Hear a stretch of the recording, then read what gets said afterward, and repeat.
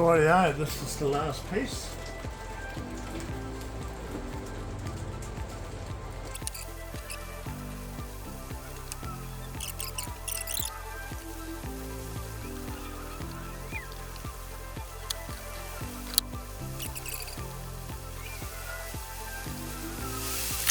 Rightio, so just smoking out the mould.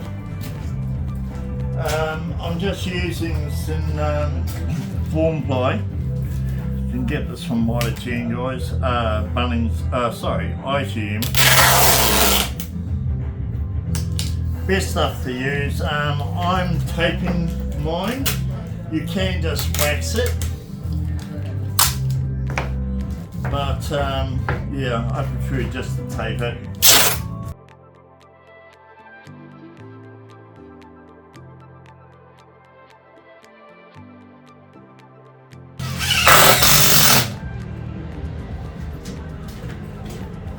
I'm using the Resinzwood multi-seller for selling my timber. It's a 1-to-1 base, and it's the only solvent-based product that we use here in the Resinzwood shop.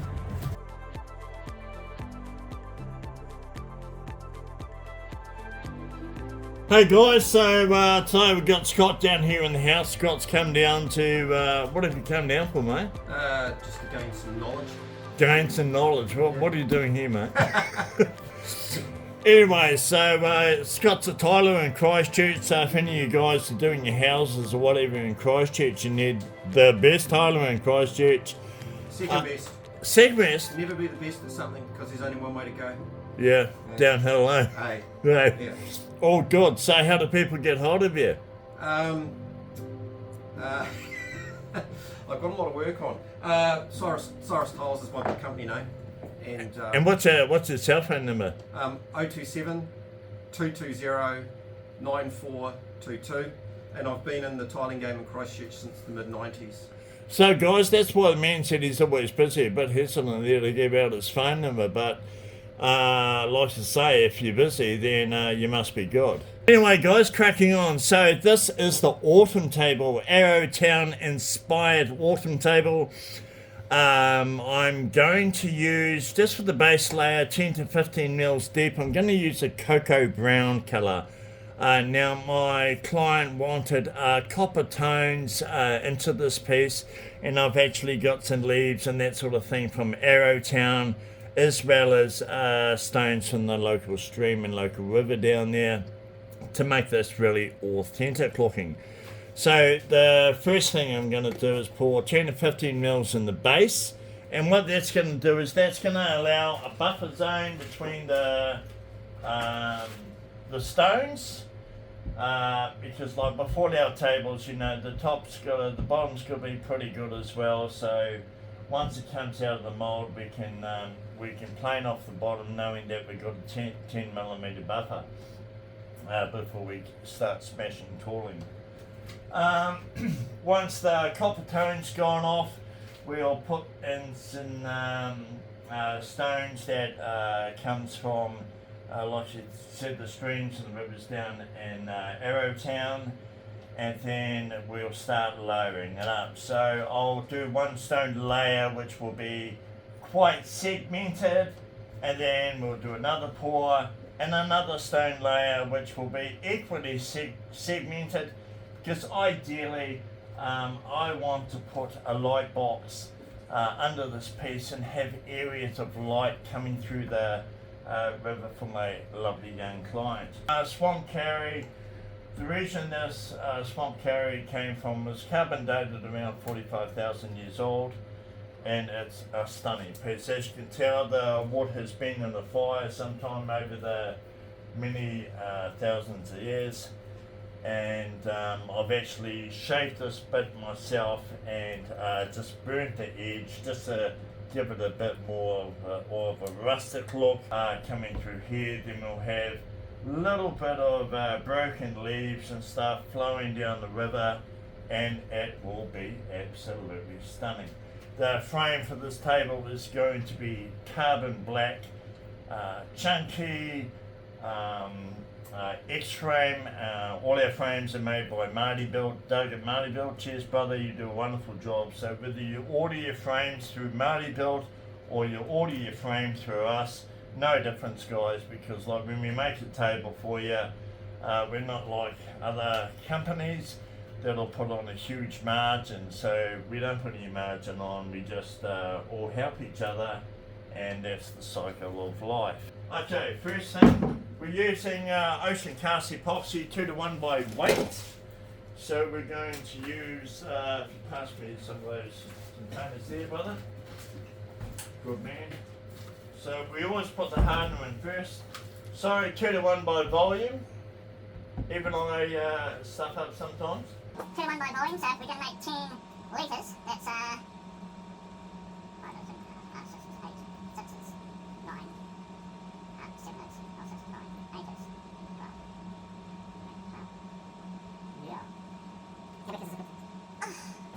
Yeah, we're going to make that much anyway.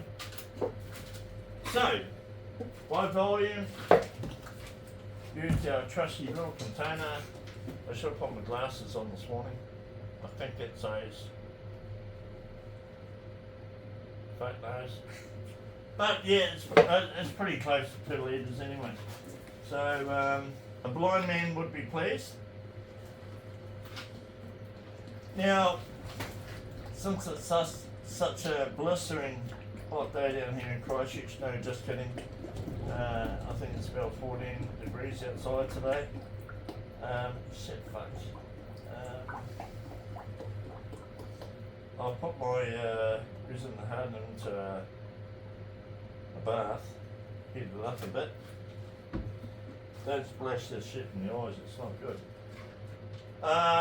Always put your hardener in first, always put the hardener in first. Why do you put the hardener in first?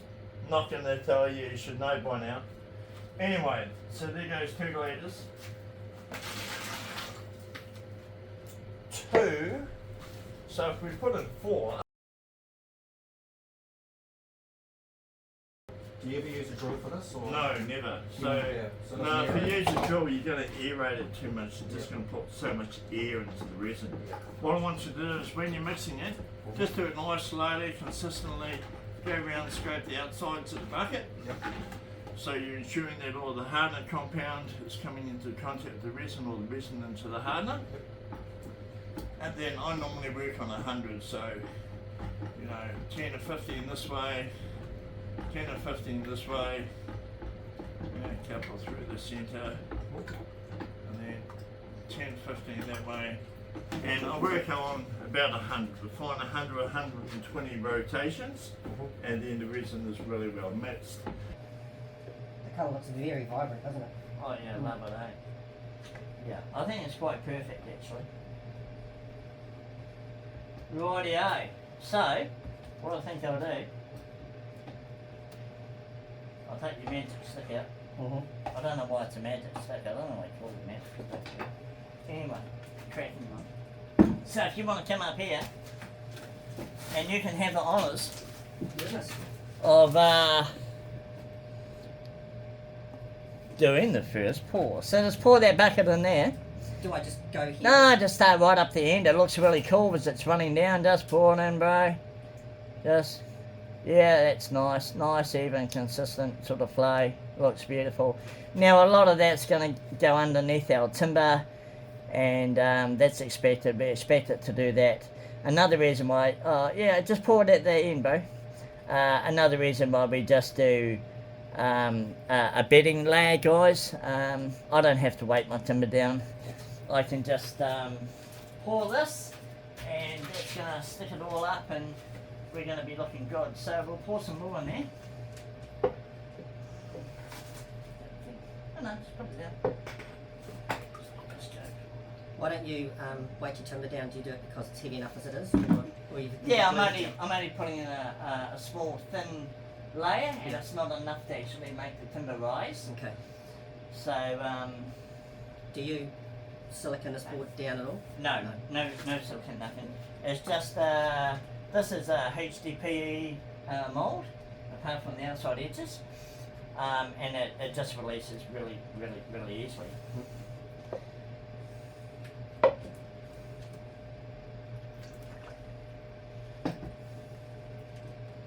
Of course, you make sure your bed is completely level. Yeah, I mean, like, yeah, I try to almost sort of have to jack this table up a bit. I think it's a little bit low this end or whatever. But for the first pour, I'm not really worried about it. Do not get it in cuts, it really hurts. Beautiful. Nice. Rightio, now that we've got that done,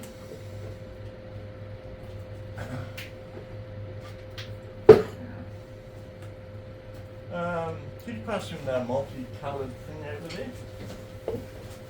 So another thing we do, guys, is this is all my scrap resin. All the scrap resin. Just keep all your scrap resin, put it into a container, and then if you want, post it to me, and we'll do a deal, and we'll fill it up with extra resin, and we'll send it down to Master Don. He'll turn it into a bowl and send it back to you for a really, really good discounted price.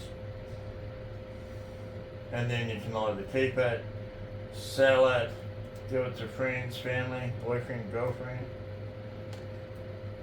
or whatever floats your boat. Anyway, I'll just put them on to one side because no doubt we're going to be putting some more stuff into there. So yeah, when we make stuff, we try to make it as authentic as possible and use all natural resources. And you know, one could very easily just use any old type of stones and say, yeah mate, it's from Arrowtown. But we go the extra mile or two and make sure all our tables are as authentic as possible. Oh yeah, Arrowtown. Guys, so we're going to get stoned.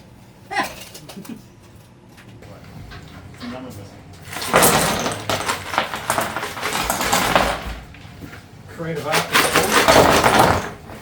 Creative art, mate.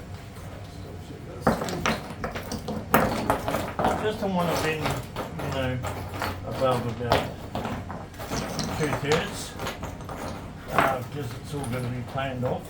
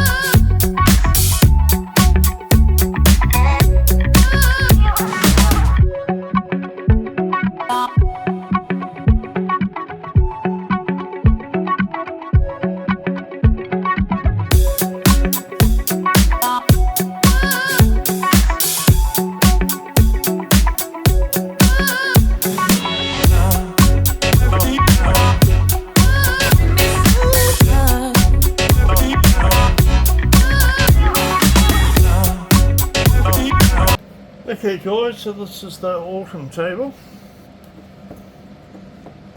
I'm just about to put some more effects into this, and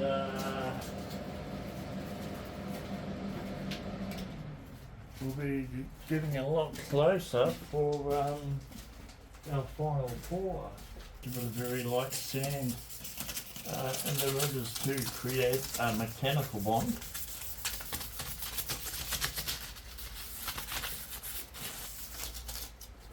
I'm just going to go and put a thin layer of epoxy over the river. I'm using our Resinzwood tabletop resin, and I've also got some Passion Art 2-to-1 resin. Either one of these is perfect for doing this application.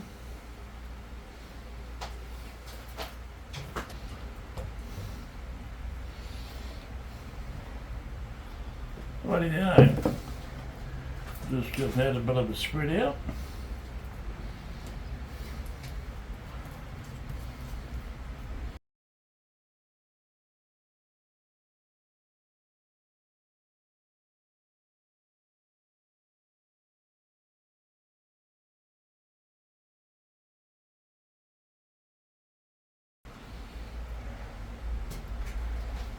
That should look pretty cool. Once we do the next layer, I'll just put a little bit of white running through here, and just to represent like water's flowing out of here, and then we've got this comes into like a set of rapids.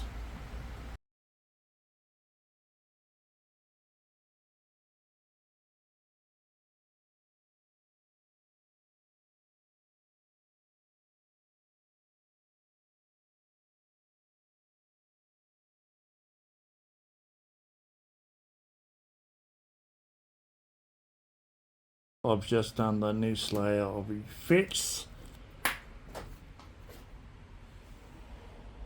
We've added some mosses and autumn colours, as well as a little bit of white swirling water that's coming out of the rapids. So we created some very subtle rapids here, and this is leading down from the two streams. So I'm very happy with this so far. Very subtle edges, a little bit of stone, which will have a little bit of moss in it, and this will be having its final deep cast tomorrow, and once that's done, we will be in for taking this out of the mould on the weekend, planing it down, sanding it, and getting it ready for its final coats. Then it'll be winging its way all the way to Whakatane for its forever home.